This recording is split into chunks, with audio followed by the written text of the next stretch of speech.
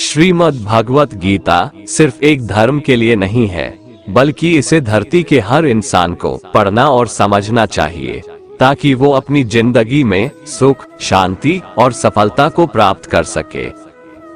कहा जाता है कि जिस घर में गीता का पाठ हर रोज पढ़ा जाता है या सुना जाता है, उस घर में भगवान श्री कृष्ण आते रहते हैं। श्रीमद् भगवत गीता एकमात्र ऐसा ग्रंथ है जो मनुष्य को जीने का सही तरीका बताती है। गीता जीवन में धर्म, कर्म और प्रेम का पाठ पढ़ाती है। श्रीमद् भगवत गीता का ज्ञान मानव जीवन और जीवन के बाद का जीवन दोनों के लिए उपयोगी माना गया है। गीता संपूर्ण जीवन दर्शन है और इसका अनुसरण करने वाला व्यक्ति सर्वश्रेष्ठ होता है। भगवत गीता में कुल 18 अध्याय है और 700 श्लोक है, जिसे सभी के लिए पढ़ पाना थोड़ा मुश्किल है। इसीलिए आज के इस बेहद ही खास वीडियो में हम संपूर्ण गीता सार के बारे में बात करने वाले हैं, जिन्हें जानकर आप श्रीमद् भगवत गीता का सही मतलब समझ पाएंगे। इसलिए इन विचारों को आप हर रोज रात में सोने से पहले सुने। तो चलिए अब देर नहीं करते हुए वीडियो शुरू करते हैं। भगवान श्री कृष्ण कहते हैं, 4 वेदों का अर्थ नहीं भी जानो तो कोई बात नहीं, लेकिन समझदारी, जवाबदारी, वफादारी और ईमानदारी, इन 4 शब्दों का मर्म जान लो तो भी जीवन सार्थक हो जाएगा। भगवान श्री कृष्ण अर्जुन को उपदेश देते हुए कहते हैं कि हे अर्जुन, क्यों व्यर्थ चिंता करते हो? किससे व्यर्थ डरते हो? कौन तुम्हें मार सकता है? यह आत्मा अजर अमर है। आत्मा न तो मरता है और न ही जन्म लेता है, क्योंकि आत्मा अजन्मा, नित्य, सनातन और पुरातन है। शरीर के मारे जाने पर भी यह नहीं मरता।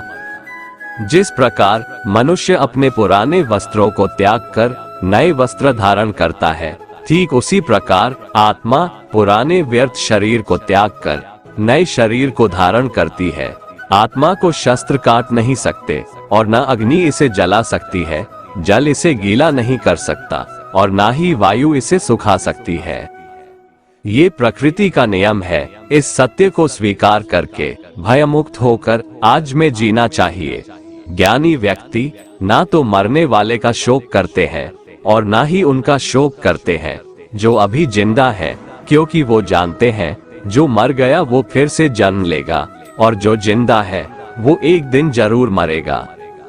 परंतु फिर भी अगर तुम इस आत्मा को सदा जन्म लेने वाला और सदा मरने वाला समझता है, तो भी हे महाबाहो, तू इस प्रकार का शोक करने के योग्य नहीं है, क्योंकि इस मान्यता के अनुसार जन्मे हुए की मृत्यु निश्चित है और मरे हुए का जन्म लेना भी निश्चित है। हे अर्जुन, अपने धर्म से भागकर तू भय मत कर, क्योंकि एक क्षत्रिय के लिए धर्मयुक्त युद्ध से बढ़कर दूसरा कोई कल्याणकारी कर्तव्य नहीं है। हे पार्थ, अपने आप प्राप्त हुए और खुले हुए स्वर्ग के द्वार रूपी इस प्रकार के युद्ध को भाग्यवान क्षत्रिय लोग ही पाते हैं। किंतु अगर तुम इस धर्मयुक्त युद्ध को नहीं करेगा, तो स्वधर्म और कीर्ति को खोकर पाप को प्राप्त होगा तथा युगों युगों तक तुम्हारे अपकीर्ति की चर्चा होगी। सम्मानित पुरुष के लिए अपकीर्ति मौत से भी बढ़कर है। या तो तुम युद्ध में मारा जाएगा और स्वर्ग को प्राप्त होगा, या तो संग्राम में जीतकर पृथ्वी का राज्य भोगेगा। इस कारण हे अर्जुन, उठ और युद्ध कर। हार जीत, लाभ हानि और सुख दुख को समान समझकर युद्ध के लिए तैयार हो जा। इस प्रकार युद्ध करने से तू पाप को नहीं प्राप्त होगा और यही तुम्हारा सबसे बड़ा धर्म और कर्म है। कर्म पर ज्ञान देते हुए भगवान श्री कृष्ण कहते हैं कि हे अर्जुन, कर्म करो लेकिन फल की इच्छा मत रखो। अपने संपूर्ण कर्मों को भगवान को समर्पित करके करो।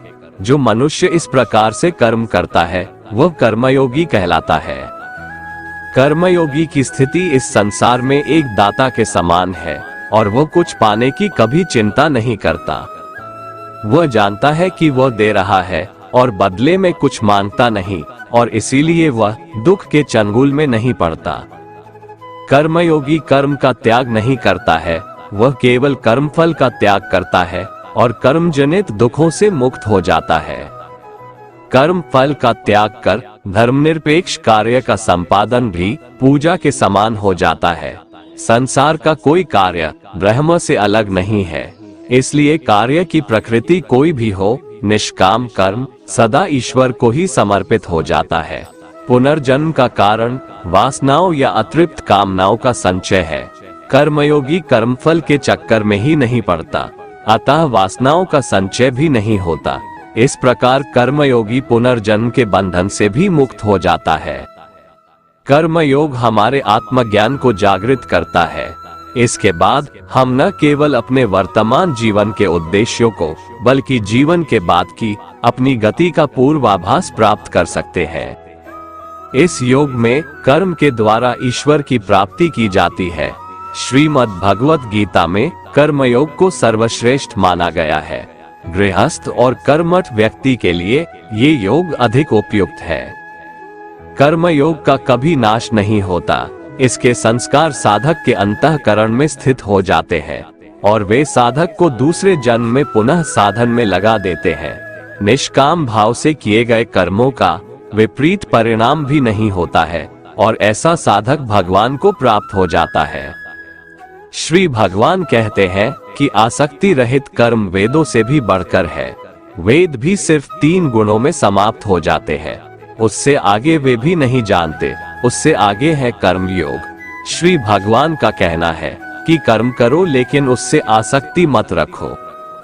बेहद बड़े जलाशय के प्राप्त हो जाने पर छोटे जलाशय में मनुष्य का जितना प्रयोजन रहता है, उसी तरह से जिसने ब्रह्म तत्व को समझ लिया, तब उसके लिए वेदों की कोई आवश्यकता नहीं रह जाती है। भगवान श्री कृष्ण कहते हैं, श्रेष्ठ पुरुष जैसा आचरण करता है, अन्य पुरुष भी वैसा ही आचरण करते हैं। वह जो कुछ प्रमाण देता है, समस्त मनुष्य समुदाय उन्हीं के पद चिन्हों पर अपने रास्ते चुनता है। इसलिए सज्जन व्यक्तियों को सदैव अच्छा व्यवहार करना चाहिए। हे अर्जुन, मेरा इन तीनों लोकों में न तो कुछ कर्तव्य है और न ही कोई वस्तु प्राप्त करने योग्य है, फिर भी मैं कर्म में ही बरतता हूँ, अर्थात मैं भी कर्म करते हुए अपने कर्तव्य का निर्वाह करता हूँ। श्री भगवान कहते हैं, हे पार्थ, यदि मैं कर्मों को करने में सावधानी ना बरतूं तो बड़ा अनर्थ हो जाएगा, क्योंकि मनुष्य सब प्रकार से मेरे ही मार्ग का अनुसरण करते हैं। इसलिए यदि मैं कर्म न करूं तो ये सब मनुष्य नष्ट भ्रष्ट हो जाएंगे और मैं संकर्ता का करने वाला हो जाऊंगा तथा इस समस्त प्रजा को नष्ट करने वाला बन जाऊंगा। हे भारत, जिनमें समझ नहीं होती वो कर्म में आसक्त होकर कर्म करते हैं। आसक्ति रहित विद्वान को भी चाहिए कि वह भी लोगों को सही दिशा दिखाने के लिए उसी प्रकार कर्म करे। जो ज्ञानी है, जिन्हें ईश्वर की सच्चाई मालूम हो चुकी है, उनकी ये जिम्मेदारी बन चुकी है कि उनके काम करने के तरीके से कहीं किसी और के मन में काम करने के प्रति अश्रद्धा या अपमान ना पैदा हो जाए। इसलिए उन ज्ञानी जनों के लिए ये जरूरी है कि वो ऐसा उदाहरण सामने रखें जिससे हर कोई अपना कर्म, अपना कर्तव्य करने के लिए प्रेरित हो। वास्तव में संपूर्ण कर्म सब प्रकार से प्रकृति के गुणों द्वारा किए जाते हैं, तो भी जिसका अंतःकरण अहंकार से मोहित हो रहा है, ऐसा अज्ञानी मैं करता हूँ ऐसा मानता है। तामसिक गुण वाले व्यक्ति आलस्य या नींद इसी प्रकार के कर्म करते हैं। राजसिक गुण वाले बात बात पर शौर्य या बहादुरी दिखाने का काम करते हैं, लेकिन ज्ञानी मनुष्य जानते हैं उसके गुण ही उससे कर्म करवा रहे हैं, और जो ज्ञानी नहीं होते वो समझते हैं कि सब कुछ वही कर रहे हैं। कर्म में लगे हुए ज्ञानियों को ये जानना चाहिए कि गुण ही उनसे कर्म करवाते हैं, वो खुद कुछ भी नहीं करते। और जो ज्ञानी इस बात को समझ ले तो ये उनकी जिम्मेदारी होती है कि वो अज्ञानियों को समझाए कि कर्म ही उनका धर्म है। श्री कृष्ण अर्जुन से कहते हैं कि तुम मुझ अंतर्यामी परमात्मा में अपने सारे कर्मों को अर्पण कर दे। जो कोई मनुष्य दोष दृष्टि से रहित और श्रद्धा युक्त होकर मेरे इस मत का सदा अनुसरण करते हैं, वे भी संपूर्ण कर्मों से छूट जाते हैं। परंतु जो मनुष्य मुझ में दोषारोपण करते हुए मेरे इस मत के अनुसार नहीं चलते हैं, उन मूर्खों को तू संपूर्ण ज्ञानों में मोहित और नष्ट हुआ ही समझ। ज्ञानी मनुष्य या योगी किसे कहते हैं, इसके बारे में श्री भगवान बताते हैं कि जब मनुष्य मन में स्थित संपूर्ण कामनाओं को भली भांति त्याग देता है और आत्मा से आत्मा में ही संतुष्ट रहता है, तब वह मनुष्य ज्ञानी या योगी कहलाता है। दुखों की प्राप्ति होने पर जिसके मन में उद्वेग नहीं होता, सुखों की प्राप्ति में जो सर्वथा स्पृहा रहित है तथा जिसके राग, भय और क्रोध नष्ट हो गए हैं, ऐसा मनुष्य ज्ञानी कहलाता है। जो मनुष्य सर्वत्र स्नेह रहित होकर शुभ या अशुभ वस्तु को प्राप्त होकर न प्रसन्न होता है और न द्वेष करता है, वह ज्ञानी है। जिस प्रकार कछुआ सब ओर से अपने अंगों को समेट लेता है, वैसे ही जब कोई मनुष्य इंद्रियों के विषयों से इंद्रियों को सब प्रकार से हटा लेता है, तब वह स्थिर बुद्धि मनुष्य ज्ञानी के समान है, ऐसा समझना चाहिए। इसलिए साधक को चाहिए कि वह उन संपूर्ण इंद्रियों को वश में करके समाहित चित्त होकर मेरा ध्यान करे, क्योंकि जिस पुरुष की इंद्रियां वश में होती है, उसी की बुद्धि स्थिर हो जाती है। विषयों का चिंतन करने वाले पुरुष की उन विषयों में आसक्ति हो जाती है, आसक्ति से उन विषयों की कामना उत्पन्न होती है और कामना में विघ्न पड़ने से क्रोध उत्पन्न होता है। क्रोध से भ्रम पैदा होता है, स्मृति में भ्रम हो जाने से बुद्धि का नाश हो जाता है और बुद्धि का नाश हो जाने से उस पुरुष का पतन हो जाता है। जिस प्रकार हवा के झोंके नाव को भटका देती है, ठीक उसी प्रकार मनुष्य की इंद्रियां उसकी बुद्धि को भटका देती है। इसलिए हे महाबाहो, जिस पुरुष की इंद्रियां उसके बस में होती है, उसी की बुद्धि स्थिर है और वही पुरुष योगी या ज्ञानी कहलाता है। भगवान श्री कृष्ण कहते हैं, जिस प्रकार समुद्र की स्थिति अचल है, भारी से भारी आंधी तूफान आने पर या अनेक नदियों के जल प्रवाह उसमें प्रविष्ट होने पर भी वह अपनी स्थिति से विचलित नहीं होता, मर्यादा का त्याग नहीं करता, उसी प्रकार परमात्मा के स्वरूप में स्थित योगी की स्थिति भी सर्वथा अचल होती है। बड़े से बड़े सांसारिक सुख दुखों का संयोग वियोग होने पर भी उसकी स्थिति में जरा भी अंतर नहीं पड़ता। वह योगी परमात्मा में नित्य निरंतर अटल और एकरस स्थित रहता है। जो मनुष्य संपूर्ण कामनाओं को त्याग कर ममता रहित, अहंकार रहित और स्पृहा रहित होकर विचरण करता है, वही मनुष्य शांति को प्राप्त कर पाता है। मन पर नियंत्रण रखना जरूरी है। मनुष्य का मन वायु की तरह चंचल है। यह मन ही है जो मनुष्य को काम वासनाओं की तरफ भटकाता रहता है। अगर जीवन को सफल बनाना है तो मन पर काबू करना बहुत जरूरी है। मन को वश में करने से दिमाग की शक्ति केंद्रित होती है, जिससे कार्यों में सफलता मिलने लगती है। गीता के अनुसार जिस व्यक्ति ने अपने मन पर काबू पा लिया, वह मन में पैदा होने वाली बेकार की चिंताओं और इच्छाओं से भी दूर रहता है। साथ ही व्यक्ति अपने लक्ष्य को भी आसानी से प्राप्त कर लेता है। अगर मन को वश में नहीं करोगे तो वह तुम्हारा सबसे बड़ा शत्रु बन जाएगा। हमेशा शक करने वाला व्यक्ति कभी शांति प्राप्त नहीं कर पाता है, इसलिए संदेह करने से बचे। अधिक संदेह करने से मन की शांति भंग हो जाती है और व्यक्ति भ्रमित होकर अपने संबंधों को नष्ट कर डालता है। जो हुआ वह अच्छा हुआ, जो हो रहा है वह अच्छा हो रहा है, जो होगा वह भी अच्छा ही होगा। तुम भूत का पश्चाताप न करो, भविष्य की चिंता न करो, अभी तो वर्तमान चल रहा है। तुम्हारा क्या गया जो तुम रोते हो? तुम क्या लाए थे जो तुमने खो दिया? तुमने क्या पैदा किया था जो नाश हो गया? न तुम कुछ लेकर आए, ना कुछ लेकर जाओगे। जो लिया यहीं से लिया, जो दिया यहीं पर दिया, जो लिया इसी संसार से लिया, जो दिया इसी संसार को दिया। तुम खाली हाथ आए थे और खाली हाथ चले जाओगे। जो आज तुम्हारा है, कल वो किसी और का था, परसों किसी और का होगा। तुम इसे अपना समझकर मग्न हो रहे हो। बस यही प्रसन्नता तुम्हारे दुखों का कारण है। परिवर्तन संसार का नियम है। एक क्षण में तुम करोड़ों के स्वामी बन जाते हो, दूसरे ही क्षण में तुम दरिद्र हो जाते हो। मेरा तेरा, छोटा बड़ा, अपना पराया, मन से मिटा दो, फिर सब तुम्हारा है, तुम सबके हो।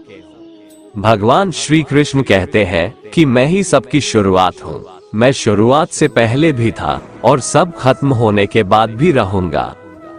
सब मुझ में है और मैं सब में हूँ। ये धरती, चंद्रमा, सूरज, मिट्टी, हवा, पानी सब मैंने बनाए हैं। मैंने ही भगवान, शैतान, राक्षस और इंसान बनाया। मैं ही ब्रह्मा हूँ, मैं ही विष्णु हूँ और मैं ही महेश हूँ। मैं धरती की मधुर सुगंध हूँ, मैं अग्नि की ऊष्मा हूँ। सभी जीवित प्राणियों का जीवन और सन्यासियों का आत्म संयम भी मैं ही हूँ। मैं ही सबका पालन पोषण करता हूँ और मैं ही सबका विनाश करता हूँ। मैं धरती के सभी प्राणियों को जानता हूँ, लेकिन वास्तविकता में मुझे कोई नहीं जानता। जब जब इस धरती पर पाप, अहंकार और अधर्म बढ़ेगा, तो उसका विनाश कर पुनः धर्म की स्थापना करने हेतु मैं अवश्य अवतार लेता रहूंगा। कान्हा कहते हैं, जिस प्रकार प्रकाश की ज्योति अंधेरे में चमकती है, ठीक उसी प्रकार सत्य भी चमकता है। इसलिए मनुष्य को हमेशा सत्य की राह पर चलना चाहिए। तन की सुंदरता मन को आकर्षित करती है, जबकि स्वभाव की सुंदरता हृदय को आकर्षित करती है। इसीलिए मनुष्य का स्वभाव हमेशा निर्मल होना चाहिए। कौन क्या कर रहा है, कैसे कर रहा है और क्यों कर रहा है, इन सब से आप जितना दूर रहेंगे उतना ही खुश रहेंगे। मनुष्य अपने हृदय से जो दान कर सकता है वो अपने हाथों से नहीं कर सकता, और मौन रहकर जो कुछ वो कह सकता है वो शब्दों से नहीं कह सकता। किसी भी व्यक्ति को ना तो समय से पहले और ना ही भाग्य से अधिक कुछ मिलता है, लेकिन उसे पाने के लिए सदैव प्रयत्नशील रहना चाहिए। भगवान श्री कृष्ण कहते हैं, जिस मनुष्य के अंदर ज्ञान की कमी और ईश्वर में श्रद्धा नहीं होती, वो मनुष्य जीवन में कभी भी आनंद और सफलता को प्राप्त नहीं कर पाता। मोह विनाश का कारण होता है। मनुष्य के दुखों का मूल कारण उसका मोह ही है। वो जितना अधिक मोह करेगा उतना ही अधिक कष्ट भी भोगेगा। ज्यादा खुश होने पर और ज्यादा दुखी होने पर निर्णय नहीं लेना चाहिए, क्योंकि ये दोनों परिस्थितियां आपको सही निर्णय नहीं लेने देती हैं। जो व्यक्ति आध्यात्मिक जागरूकता के शिखर तक पहुंच चुके हैं, उनका मार्ग है निस्वार्थ कर्म, और जो भगवान के साथ संयोजित हो चुके हैं, उनका मार्ग है स्थिरता और शांति। मानव कल्याण ही भगवत गीता का प्रमुख उद्देश्य है। इसलिए मनुष्य को अपने कर्तव्यों का पालन करते समय मानव कल्याण को प्राथमिकता देना चाहिए। हे अर्जुन, वह जो वास्तविकता में मेरे उत्कृष्ट जन्म और गतिविधियों को समझता है, वो शरीर त्यागने के बाद पुनः जन्म नहीं लेता और मेरे परम धाम को प्राप्त होता है। वो व्यक्ति जो सभी इच्छाएं त्याग देता है और मैं और मेरा की लालसा और भावनाओं से मुक्त हो जाता है, उसे अपार शांति की प्राप्ति होती है। संयम, सदाचार, स्नेह एवं सेवा, ये गुण सत्संग के बिना नहीं आते। ईश्वर से किए गए प्रार्थना से इंसान की परिस्थिति या तकदीर बदले या ना बदले, पर उस प्रार्थना से इंसान के चरित्र में जरूर बदलाव आता है। भगवान श्री कृष्ण कहते हैं, हे अर्जुन, जो भक्त मुझे जिस प्रकार भजते हैं, मैं भी उनको उसी प्रकार भजता हूँ, क्योंकि सभी मनुष्य सब प्रकार से मेरे ही मार्ग का अनुसरण करते हैं। इस मनुष्य लोक में कर्मों के फल को चाहने वाले लोग देवताओं का पूजन किया करते हैं, क्योंकि उनको कर्मों से उत्पन्न होने वाली सिद्धि शीघ्र मिल जाती है। ब्राह्मण, क्षत्रिय, वैश्य और शूद्र, इन 4 वर्णों का समूह गुण और कर्मों के अनुसार मेरे द्वारा रचा गया है। इस प्रकार उस सृष्टि रचनादि कर्म का कर्ता होने पर भी मुझ अविनाशी परमेश्वर को तू वास्तव में अकर्ता ही जान। जिसने अपने मन और इंद्रियों को जीत लिया है और जिसने समस्त भोगों की सामग्री का परित्याग कर दिया है, ऐसा आशा रहित पुरुष केवल शरीर संबंधी कर्म करता हुआ भी पापों को नहीं प्राप्त होता है। जिसको बिना मांगे जो मिले उसी में संतुष्ट रहता है, जो न किसी से ईर्ष्या करता है और ना द्वेष, जो सुख दुख को एक समान भाव से देखता है, ऐसा मनुष्य कर्म योगी कहलाता है। जिसकी आसक्ति सर्वथा नष्ट हो गई है, जो अपने देह पर अभिमान नहीं करता और जो ममता से रहित हो गया है, जिसका चित्त निरंतर परमात्मा के ज्ञान में स्थित रहता है, वैसा कर्मयोगी अपना कर्म यज्ञ की तरह करता है और मोक्ष को प्राप्त होता है।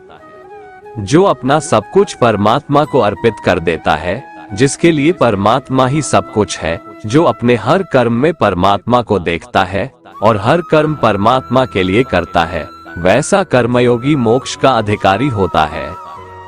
कान्हा कहते हैं, अपनी इंद्रियों को वश में करने का सबसे बड़ा तरीका है ज्ञान। ज्ञान से ही योगी लोग अपने मन को नियंत्रण में करते हैं। जब भी कोई बुरा विचार आता है तो उनका ज्ञान ही उसे बताता है कि उनका लक्ष्य ये नहीं है। भगवान श्री कृष्ण कहते हैं, यदि कोई मनुष्य सब पापियों से भी अधिक पाप करने वाला है, तो भी वह ज्ञान रूपी नाव द्वारा परमात्मा की भक्ति करके पाप रूपी समुद्र से तर जाता है। क्योंकि जिस प्रकार प्रज्वलित अग्नि ईंधनों को भस्ममय कर देता है, वैसे ही ज्ञान रूप अग्नि संपूर्ण कर्मों को भस्ममय कर देता है और मनुष्य परमात्मा को प्राप्त हो जाता है। जिसने अपनी इंद्रियों को जीत लिया है, वह मनुष्य ज्ञान को प्राप्त होता है और भगवान की प्राप्ति कर परम शांति को प्राप्त हो जाता है। विवेकहीन और श्रद्धा रहित और संशय युक्त मनुष्य इस ज्ञान को कभी प्राप्त नहीं कर पाता है। ऐसे संशय युक्त मनुष्य के लिए न ये लोक है, न परलोक है और न सुख ही है। श्री भगवान भगवद गीता में कहते हैं कि व्यक्ति को सदैव बुराई से बचकर रहना चाहिए। अगर कोई बुरा कर्म करता है तो वह कर्म उसको अपने जीवन में भोगना ही पड़ता है। जिस प्रकार बछड़ा हजारों के झुंड में भी अपनी माँ को खोज लेता है, वैसे ही कर्म का फल आपको हजारों के भीड़ में भी खोज लेगा। माधव कहते हैं, किसी जीव को कष्ट देकर आप मुझे खुश नहीं देख सकते हो। श्री कृष्ण जगत के स्वामी हैं, वह कण कण में निवास करते हैं। छोटे से छोटे जीव के हृदय में ईश्वर का वास होता है। उस जीव को कष्ट का अनुभव होना ईश्वर को कष्ट का अनुभव कराता है। अर्थात किसी जीव को कष्ट देकर अपने ईश्वर को खुश कैसे देख सकते हैं। मनुष्य हमेशा अपने भाग्य को कोसता है, ये जानते हुए भी कि भाग्य से भी ऊंचा उसका कर्म है जो उसके स्वयं के हाथों में है। जितना इंतजार परमात्मा आपसे करवा रहा है, समय आने पर वो इतना देगा कि संभाल भी नहीं पाओगे। कोई आपका साथ ना दे तो निराश मत होना, क्योंकि परमात्मा से बड़ा हमसफर कोई नहीं होता। विश्वास के बगैर इस दुनिया में कोई भी रिश्ता ज्यादा देर तक कायम नहीं रह सकता। केवल ज्ञान ही एक ऐसा अक्षय तत्व है जो कहीं भी, किसी भी अवस्था में और किसी भी काल में मनुष्य का साथ नहीं छोड़ता। धरती पर जिस प्रकार मौसम में बदलाव आता है, उसी प्रकार जीवन में भी सुख दुख आता जाता रहता है। युद्ध हो या जीवन, सफलता केवल 3 शस्त्रों से प्राप्त होती है: धर्म, धैर्य और साहस। कोई भी मनुष्य जन्म से नहीं बल्कि अपने कर्मों से महान बनता है। कुछ पाना है तो खुद पर भरोसा कीजिए, क्योंकि सहारे कितने भी सच्चे और अच्छे हो, साथ छोड़ ही जाते हैं। मित्र गरीब है या अमीर मायने नहीं रखता, बल्कि वो आपके बुरे समय में आपका साथ कितना देता है, यह मायने रखता है।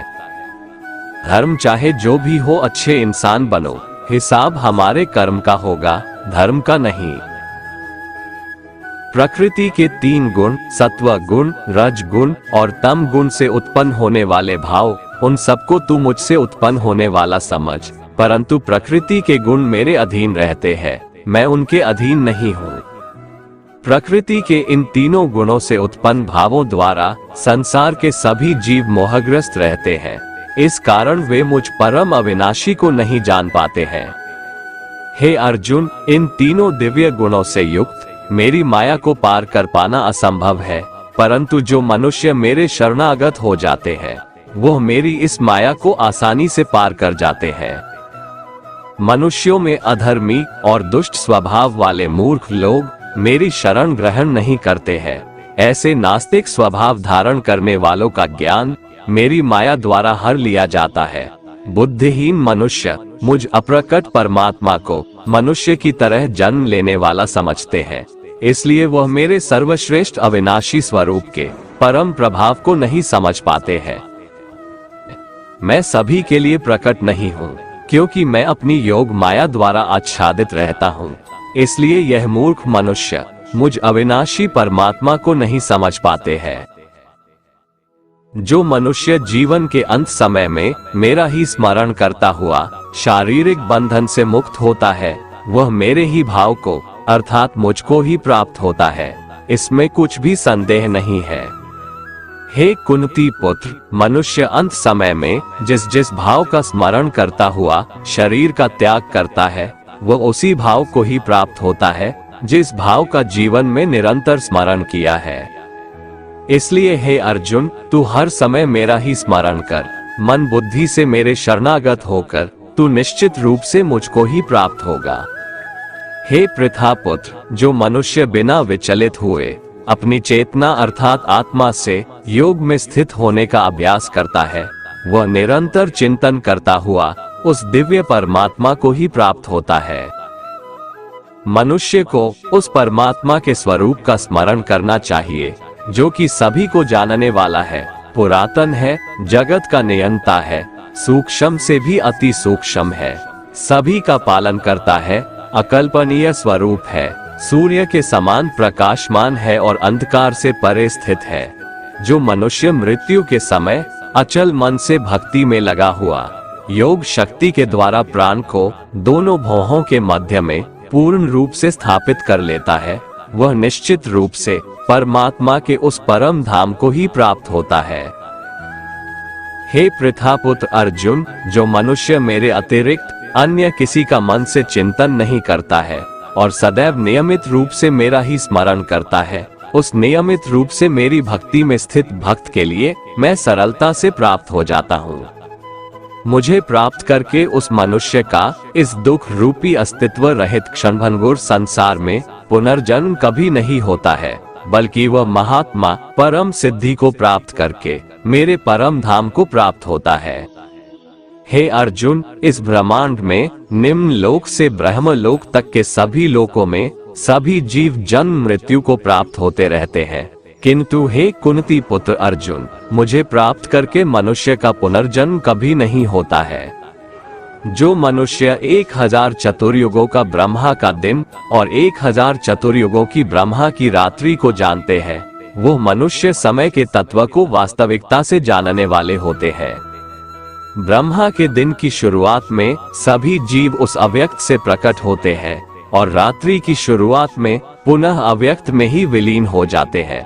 उस अव्यक्त को ही ब्रह्म के नाम से जाना जाता है। हे पृथापुत्र, वही यह समस्त जीवों का समूह बार बार उत्पन्न और विलीन होता रहता है। ब्रह्मा की रात्रि के आने पर विलीन हो जाता है और दिन के आने पर अपने आप प्रकट हो जाता है, लेकिन उस अव्यक्त ब्रह्म के अतिरिक्त शाश्वत परम अव्यक्त पर ब्रह्म है। वह पर ब्रह्म सभी जीवों के नाश होने पर भी कभी नष्ट नहीं होता है, जिसे वेदों में अव्यक्त अविनाशी के नाम से कहा गया है।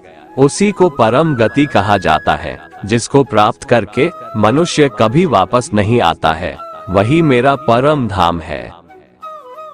हे कुंती पुत्र, कल्प के अंत में सभी प्राणी मेरी प्रकृति में प्रवेश करके विलीन हो जाते हैं और अगले कल्प के आरंभ में उनको अपनी इच्छा शक्ति से मैं फिर उत्पन्न करता हूँ। 84 लाख योनियों में सभी प्राणी अपनी इच्छा शक्ति के कारण बार बार मेरी इच्छा शक्ति से विलीन और उत्पन्न होते रहते हैं।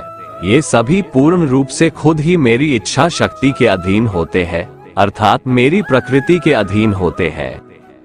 हे धनंजय, ये सभी कर्म मुझे बांध नहीं पाते हैं, क्योंकि मैं उन कार्यों में बिना किसी फल की इच्छा से उदासीन भाव में स्थित रहता हूँ। हे कुंती पुत्र, मेरी अधीनता में मेरी अपराध शक्ति सभी चर तथा अचर जीव उत्पन्न और विनिष्ट करती रहती है।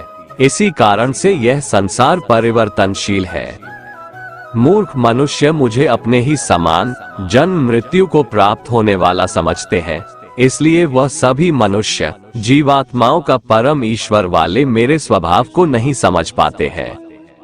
ऐसे मनुष्य कभी न पूर्ण होने वाली आशा में, कभी न पूर्ण होने वाले कर्मों में और कभी न प्राप्त होने वाले ज्ञान में मोहग्रस्त होकर मेरी मोहने वाली भौतिक प्रकृति की ओर आकृष्ट होकर निश्चित रूप से राक्षसी प्रवृत्ति और आसुरी स्वभाव धारण किए रहते हैं। हे पृथापुत्र, मोह से मुक्त हुए महापुरुष दैवीय स्वभाव को धारण करके मेरी शरण ग्रहण करते हैं और मुझको सभी जीवात्माओं का उद्गम जानकर अनन्य भाव से मुझ अविनाशी का स्मरण करते हैं। ऐसे महापुरुष दृढ़ संकल्प से प्रयत्न करके निरंतर मेरे नाम और महिमा का गुणगान करते हैं और सदैव मेरी भक्ति में स्थिर होकर मुझे बार बार प्रणाम करते हुए मेरी पूजा करते हैं। कुछ मनुष्य ज्ञान के अनुशीलन द्वारा यज्ञ करके, कुछ मनुष्य मुझे एक ही तत्व जानकर, कुछ मनुष्य अलग अलग तत्व जानकर अनेक विधियों से निश्चित रूप से मेरे विश्व स्वरूप की ही पूजा करते हैं।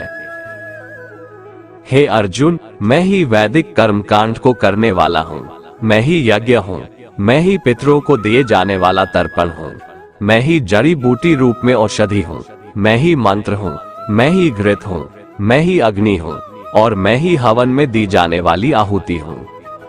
इस संपूर्ण ब्रह्मांड का मैं ही पालन करने वाला पिता हूँ, मैं ही उत्पन्न करने वाली माता हूँ, मैं ही मूल स्रोत दाता हूँ, मैं ही इसे धारण करने वाला हूँ, मैं ही पवित्र करने वाला ओंकार शब्द से जानने योग्य हूँ, मैं ही ऋग्वेद, सामवेद और यजुर्वेद हूँ। मैं ही सभी प्राप्त होने वाला परम लक्ष्य हूँ, मैं ही सभी का भरण पोषण करने वाला हूँ, मैं ही सभी का स्वामी हूँ, मैं ही सभी के अच्छे बुरे कर्मों को देखने वाला हूँ, मैं ही सभी का परम धाम हूँ, मैं ही सभी की शरण स्थली हूँ, मैं ही सभी से प्रेम करने वाला घनिष्ठ मित्र हूँ, मैं ही सृष्टि को उत्पन्न करने वाला हूँ, मैं ही सृष्टि का संहार करने वाला हूँ, मैं ही सभी का स्थिर आधार हूँ, मैं ही सभी को आश्रय देने वाला हूँ और मैं ही सभी का अविनाशी कारण हूँ।